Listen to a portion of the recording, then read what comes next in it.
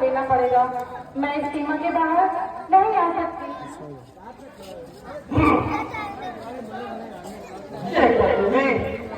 अरे तुम तो कोई आर्य कल्याण नहीं लग रही हो। क्या तुम्हें ये भी नहीं पता कि जब द्वार पे कोई आता है तो उसके पास जाके उसका पैर छू के उससे आशीर्वाद लेते हैं और उसको अपने हाथों से भोजन देते हैं। क्या तुमको ये भी नहीं पता? नहीं देवी देवता, मेरे वहाँ आने का ना कारण आपका तिरस्कार करना थी। वास्तव में मेरे देवर ने मेरी सुरक्षा के लिए एक रेखा खींची है और अपनी शपथ लेकर कहा है कि मर्यादा की इस रेखा को लांघकर बाहर नहीं जाना। इसलिए मुझे क्षमा करें, आपको यही आकर भोजन लेना पड़ेगा। देवी, तुम बार बार हमारा अपमान कर रही हो। क्या एक ब्राह्मण के साथ ऐसे पेश आते हैं? तुम मुझे नहीं जानते, मैं निकाल सकती हूँ। मैं ये भी देख रहा हूँ तुम्हारा स्वामी वन एक बुरे के पीछे भटक रहा है और उसी मृग ने एक बार उसको हाथ कर दिया है।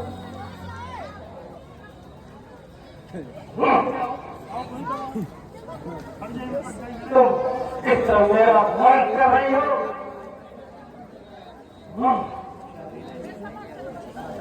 नहीं देवता, मुझ पर दया कीजिए और अपने पुत्री के समान मुझे समझकर मेरी रिश्ता को समझने की चेष्टा कीजिए।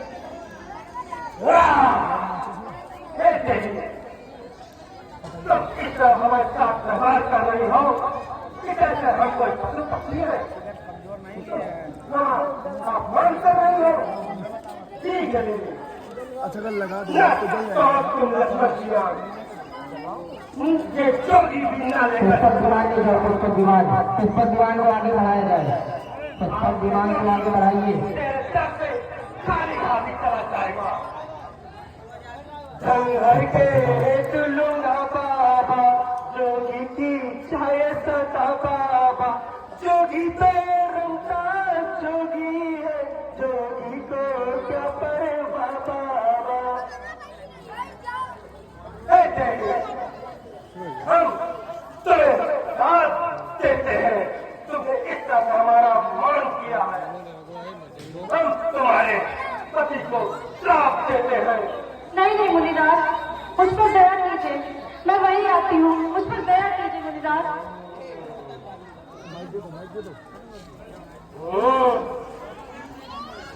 हे देवी, कौन हो तुम? महात्मा, मैं महाराज जनक की पुत्री हूँ। तुम्हें लगी राजकुमारी और इस घासपुर की कुटिया में तुम अपना जीवन इस तरह क्यों कट कर रही हो देवी? तुम्हें तो किसी लोकपति की धर्म पत्नी होना चाहिए और तुम कहाँ इस कुटिया में अपना जीवन कट कर रही हो?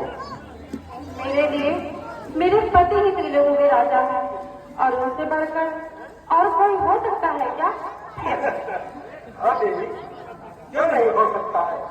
शायद तुमने नहीं सुना, लोकपति लंका का राजा रावण, जिसे कोई हरा नहीं सकता। तुम्हें ऐसे व्यक्ति की तुम्हें धर्म पत्नी होना चाहिए। और ऐसे पाप पुण्य वचन कहते हुए तुम्हें लज्जा नहीं आती? अवश्य कोई तुम पुण्यात्मा के वेश में दुरात्मा हो। कौन हो तुम?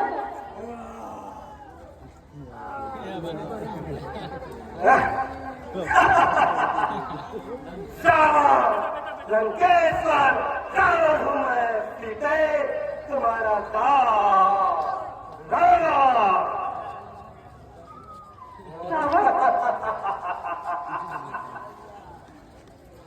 मैं वो रावण हूँ जिसको कोई भी नहीं हरा सकता।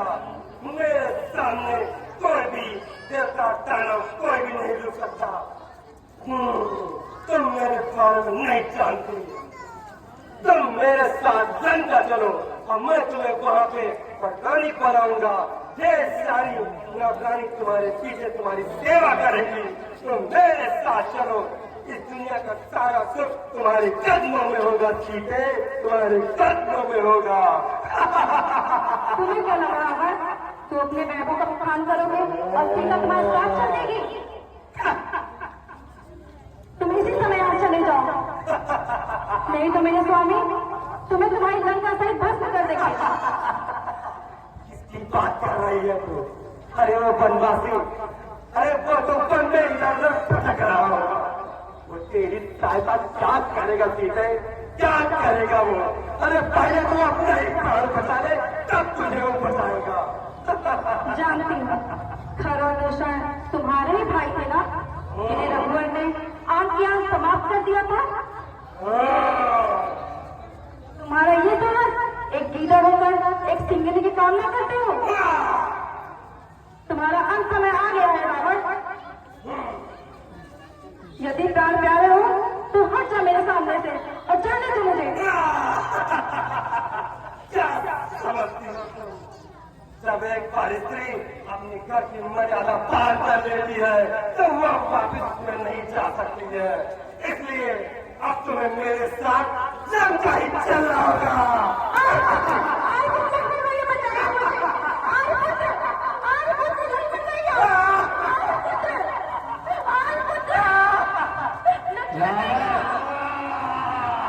सीता जी को ले जा रहा है।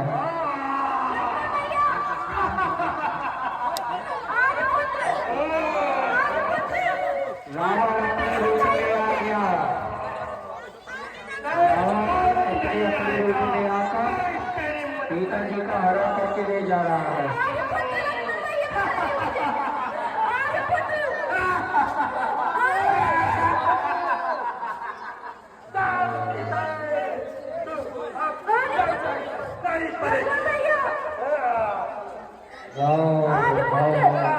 लक्ष्मण भैया बचाइए।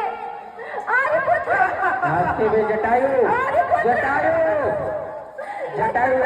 मिलेगा। आकाश मार्ग से रावण जा रहा है और जटायु मिलेगा। जटायु मिलेगा। सीता हरण हो गया है। रावण सीता जी को हर कर ले जा रहा है। रास्ते में जटायु मिलेगा। जटायु